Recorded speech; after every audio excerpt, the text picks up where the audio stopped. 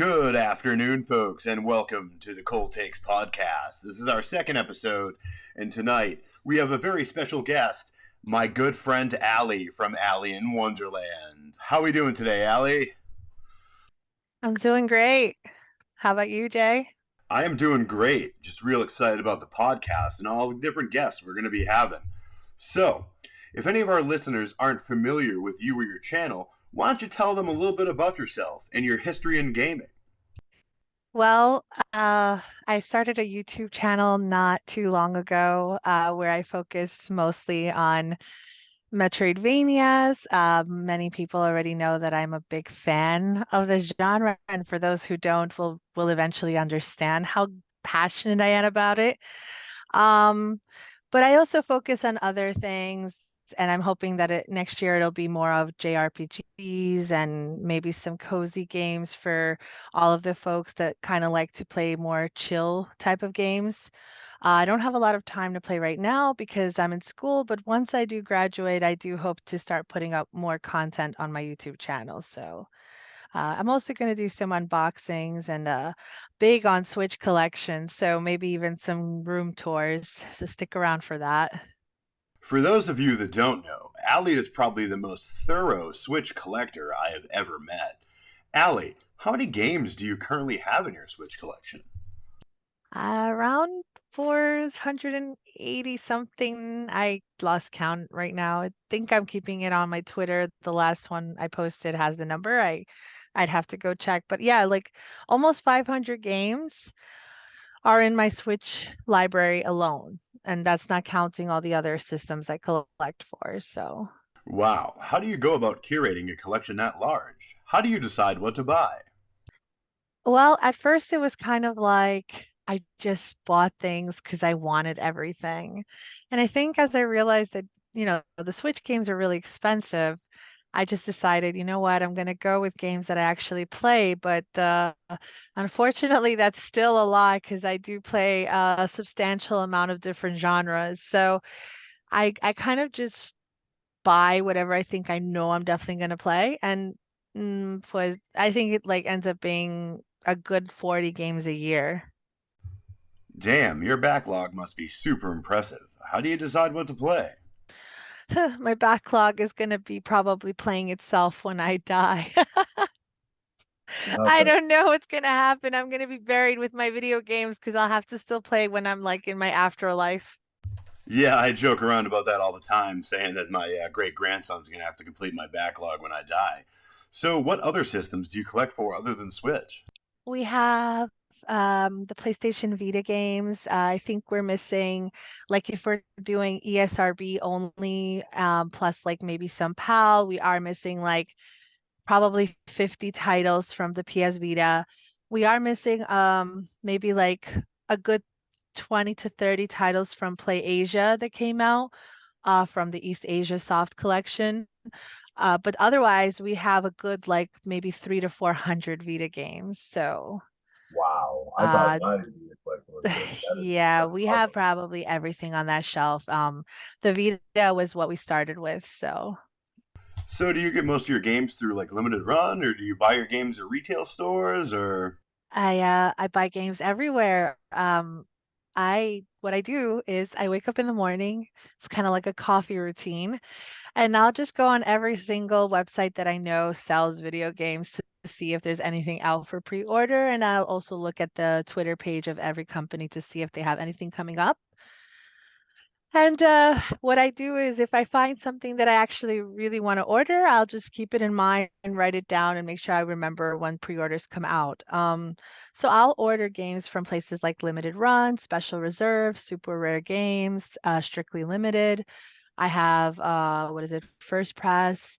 There are so many companies out there. And honestly, if you really purchase, like if you're a collector like me and you start purchasing from all these limited companies, you're gonna go bankrupt because there's just so many Switch games that come out a year that, some people just focus on like the general titles that come out on like Amazon and Best Buy.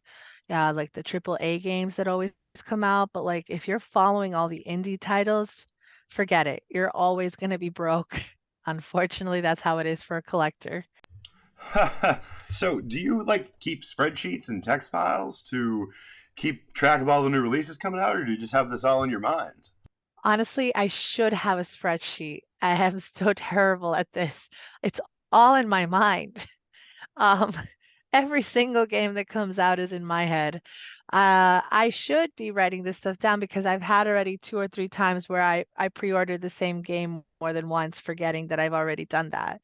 Um, but I promised myself starting, once I graduate in May, I'm going to sit down and do a spreadsheet for all the games that I have in my house and hopefully make also like a to buy list in that spreadsheet where I'll just write down all the titles that I do need for my collection. So, as someone who's got so many Switch games on this modern console, how do you decide what you're going to play? And what are you playing right now? I think I just put a bunch of names in a hat and take out. No, I'm just, I don't know what I do. I'm having trouble right now. I'm actually going through something called gamer fatigue. I have started about 8 titles this week alone, and I just could not sit down with a game. Like I'm currently playing The Night Witch. I'm playing like Plague Requiem, and I'm playing a whole bunch of like these farming simulators, kind of like what is that? Now the titles are out of my head. Um, like Potion Permit and I'm starting Harvestella and I'm starting and like, I don't even know where to stop. Like I just keep pressing play on all these games that I have. I just started Deedlit, which is a Metroidvania, and I'm already playing a Metroidvania, which is the Night Witch. And I started playing Ghost Song, and I'm kind of like everywhere in this, and I don't know what to do. And now that I have a Steam Deck as well, and I have digital games that I also play, it's just made it really difficult to figure out what I want to play. I honestly don't know what gamers have been doing recently with so much backlog. Like, how do they choose a game from their library? It's just so difficult. Me, myself, I've been playing a couple indie games. I was posting on Twitter all last week about playing Otoku Cross, Solitaire. That one was real cute, real fun. I just started playing a nice indie visual novel, great art style called Milky Way Prince. And you know me and Pokemon. I just went back to Sword and Shield. I've been playing that quite a lot. I've been having a lot of fun with that as well. So, with so many games being played, what's the last game that you really dug into and put a significant amount of hours into? Oh, I just finished Rune Factory 5. I was a little addicted to that game, and while everybody was going crazy with Pokemon, I was just on Rune Factory 5 going, I'm gonna do this. And I think I made like 65 to 70 hours in that game. And there's just so much more content that I can sit down and play, but being that I have such a backlog, I finished it, so I'm done with it. I mean, I don't think I'll ever go back to it. And I enjoyed the game. It has some good, it has some bad. I thought about making a video for it, but honestly, it's one of those games that you should just try if you like this kind of genre. If you don't even bother. It's a game that has a lot of repetition with farming. It's the usual kind of like Harvest Moon, but has the JRPG elements to it. But there's definitely a lot of flaws in this game. But I really enjoyed it. I really did. So it made me feel good. It was one of those games that it was more than 60 hours and I still ended up, finishing it. So Wow. I usually can't play more than 30, 40 hours because I don't have the time for that. I know after talking to you about it, I had tried it out, and I definitely enjoyed the few hours I played of it. It's definitely back in the backlog, but I do plan to revisit it in the future. So, in the last podcast, I was talking to Brandon about what I thought and what he thought were the game of the year. So, I definitely went with Elden Ring, and I'm curious to see what you think is the game of the year. Oh, it's hard for me to choose a game of the year because I have such a different taste in video games than, what maybe the majority population thinks. Like I have tried Elden Ring and I enjoyed Elden Ring. I'm not normally a person who likes to play, these Dark Soul type of games. I do like Dark Souls and Metroidvania. I do not like Dark Souls in like the actual, the Dark Souls 1, 2, and 3 slash Bloodborne slash Elden Ring. But when I actually entered the world of Elden Ring, I can understand why it became the game of the year for some. I can understand, what kind of elements can make this game so powerful that people are drawn to it and want to say that it's the game of the year. For me this year, and this is me playing my backlog is so far off there that I might be playing a title that's like maybe was a game of the year title 2, 3 years ago.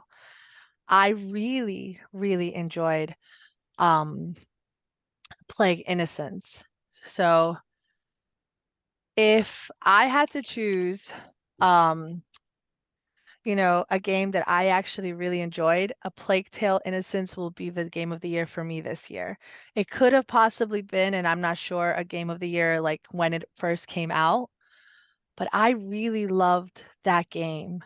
And I'm not the type of person to play stealth games, but this game was just so powerful, and I can say so many good things about it that we might be here for 2 hours. So definitely for me, it was A Plague Tale Innocence.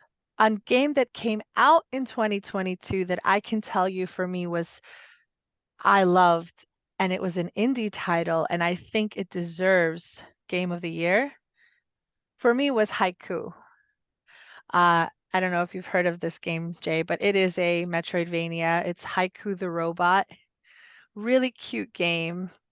I really adored it, and I honestly suggest everyone to play this Metroidvania if you're a fan of Hollow Knight, if you're a fan of, you know, um, cute robots. This is like this was really awesome. I loved it. It was like this post-apocalyptic, scenery. It was a great Metroidvania. It has all of the quirks for someone who loves Metroidvanias. And on top of that, it just made me feel like I was playing a different world of Hollow Knight. I guess you can say it like that. Wow, it sounds like the listeners have quite a few games to check out off that list. So we're going to take a quick break, and when we come back, we're going to talk about Metroidvanias, your specialty, and what you've been playing in that sphere. But we are going to go to break. We're going to get a little preview of Allie's channel, and we're going to get a preview of some upcoming guests. We will be right back. Want to know what makes Alie and Wonderland special? It's all of those collection videos that you guys are going to be seeing on top of all of the Metroidvanias that I will be providing. Let me show you a little bit of a tour.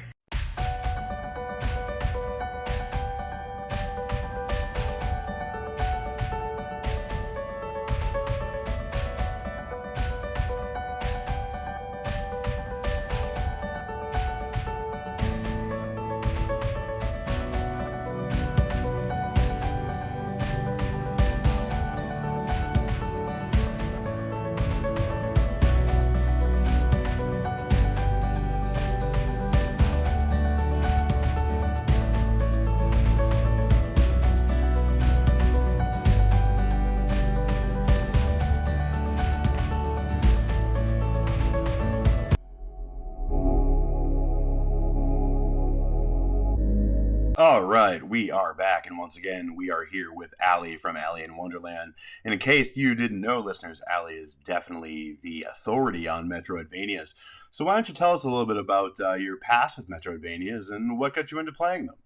Oh, well, okay. So I started playing Hollow Knight in the year 2020 when I first started my collection with Switch. And now, believe it or not, when the pandemic started, I only had about maybe 5 Switch games.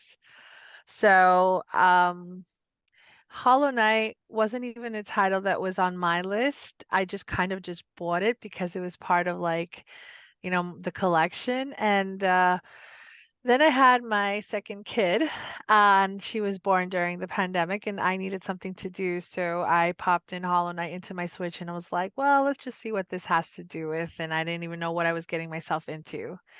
If I told you that I played my first week in that game, I was playing 40 to 50 hours already just there. I could not stop playing this game. It was so captivating. It was like from the atmosphere, the music, how smooth the controls were, and the fact that it was challenging and I wanted to throw my Switch a couple of times against the wall. Like this is really something that I love. Like for some reason, this is what makes me think a game is worth playing.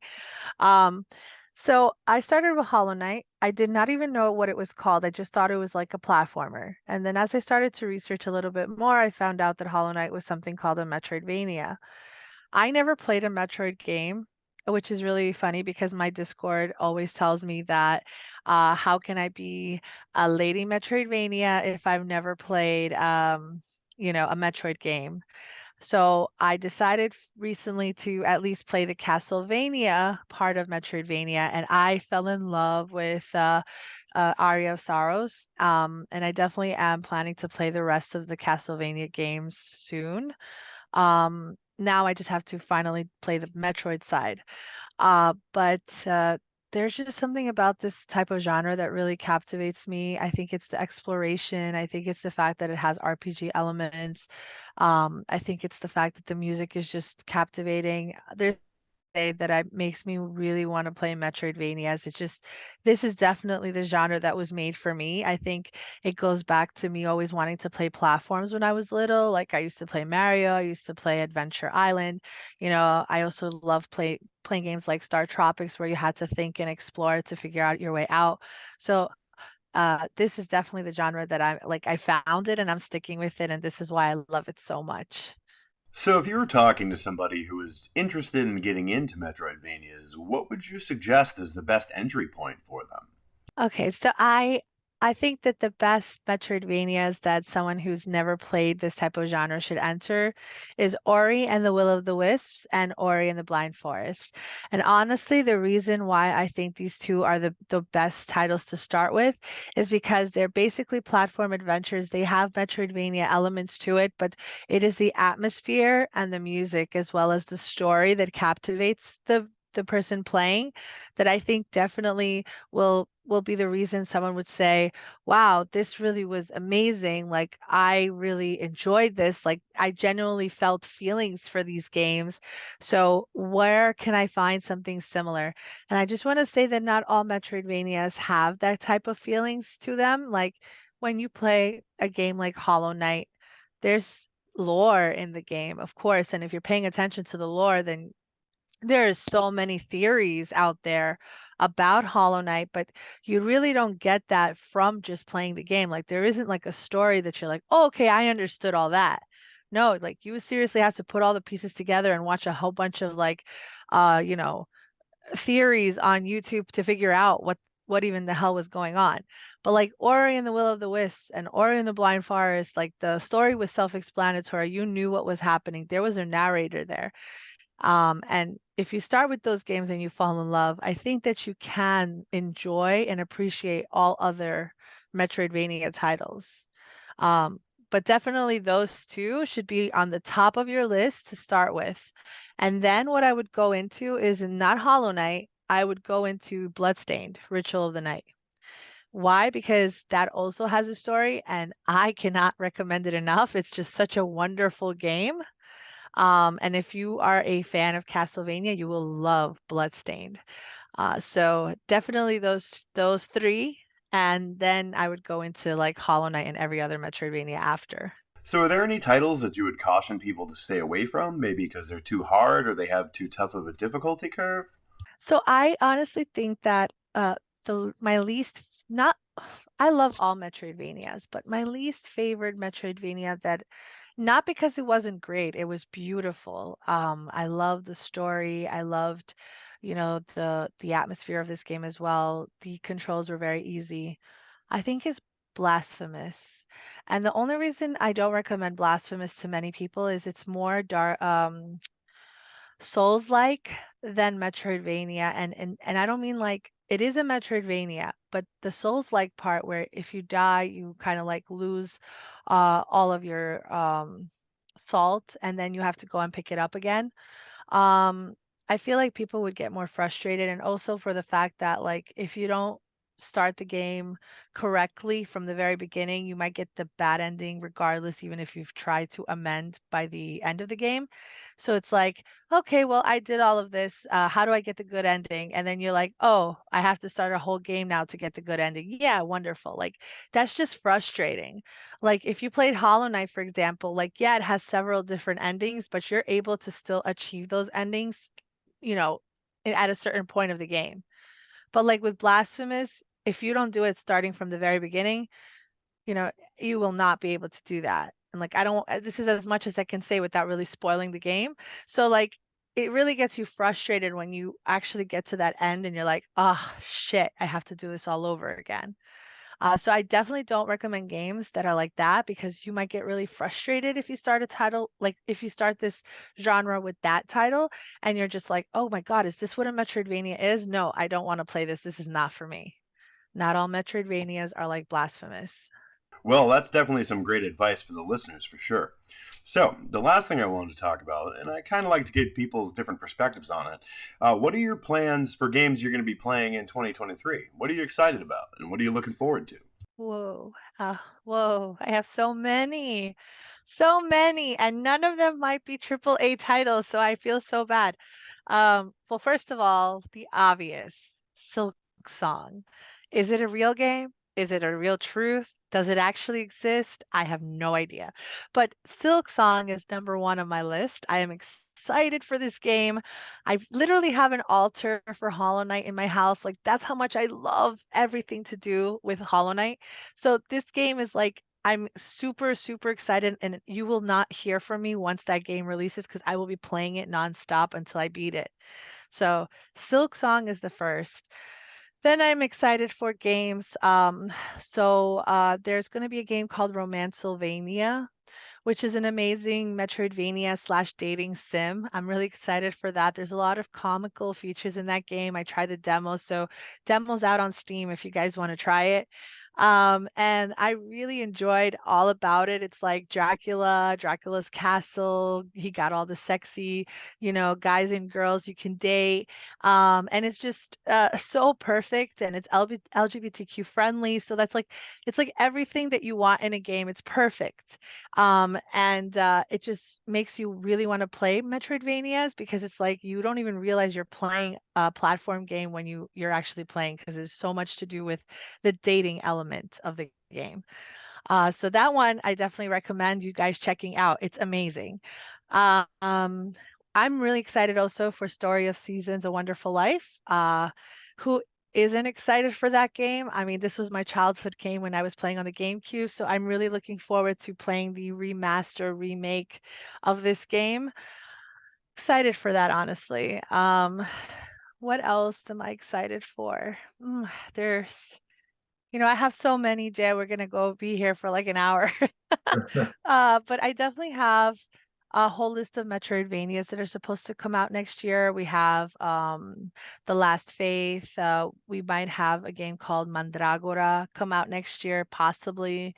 Um, they're all Metroidvanias, and I'm really excited for a lot of them. So uh, definitely not the triple A titles. I get excited for them, but not as much as I do for indie titles. So, any of those Metroidvanias or indie titles that you just mentioned, do they have pre-orders up for physicals or anything? Nothing yet. I know Romancylvania will have a physical unlimited run. So you guys could wait around for that. It might be a while though. I don't see it coming out on limited run until like September of next year. Um, Last Faith, they were supposed to release it this year, end of the year, but they didn't. They said that they will release it sometime in the first quarter of next year.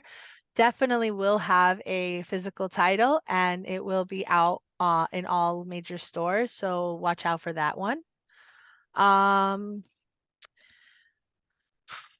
I think, and also, well, obviously, Story of Seasons we all know is gonna have it's a pre-order. There's gonna be a limited edition with a plushie, and it's gonna be out, I think, for pre-order on Amazon and Best Buy. So definitely watch out for that as well. It's not Cool. out, it's not up yet. So For me, I'm doing this podcast every week. I'm trying to come up with different lists of games to get people interested in. So Suikoden 1 and 2, the remaster of those, looks like it's going to be really fun. And I'm really hoping that Square Enix rights this wrong and does a full retail release to truly celebrate those Final Fantasy titles with the pixel remasters. I'd really like to see that. I'm really excited for Fire Emblem Engage. I think that's going to be a great title. And also, I was talking about with Brandon in the last podcast, we got 3 Tales games coming out this year. So that's going to be real exciting too. I think many of us are probably going to end up spending more money than we did last year this year. Oh, don't say that, please. I was actually planning not to spend a lot of money this year. I actually said something the other day that I was shocked with myself. I said, maybe I should stop buying video games and maybe start concentrating on like I like mangas and light novels, and I was like, maybe I should start concentrating on just buying light novels. And I couldn't believe I said that because it's like me stop buying Switch games. But I'm starting to feel burned out because I have no space anymore to keep these games. Like I actually just started putting up things on my shelf and alphabetizing whatever I just bought in the last 2 months. And I don't have any more space, and a lot of my games are now in a box. So I don't know what to do if they continue coming. I might have to like I don't know. Keep them at your house, Jay. You're going to be into the territory I'm in soon. I got 2 full storage units of games. Put away in the Exactly. storage. Yes. And then also you have to like sit there and wonder what if something happens to them? They're over there, you're over here. Yeah. It sucks. So I don't know what I might actually cut down on buying games this year. So we'll see. So what are your plans for your channel, your Twitter, your YouTube? What do you got coming up? You working on any cool projects right now? So hopefully if everything goes well this week, I'll have a video up which will probably be up by the time you actually post this podcast. But it's going to be a nostalgia video on what made me turn into a gamer. And then I will probably do a pickup video. Hopefully, I do this quickly for December. I have not done a December pickup video, but I do have a couple of things that I have in my head right now. So first of all, I will be posting more content starting January. It'll be probably twice a month, and it'll be, it will rotate between, what upcoming Metroidvanias to maybe a review on a Metroidvania or an RPG game that I'm playing, possibly some unboxings and also pickup videos. But I do have something planned for May. I just need to get my license first for I'm currently in my master's for social work. So I will be creating a podcast for mental health, concentrating on both male and females.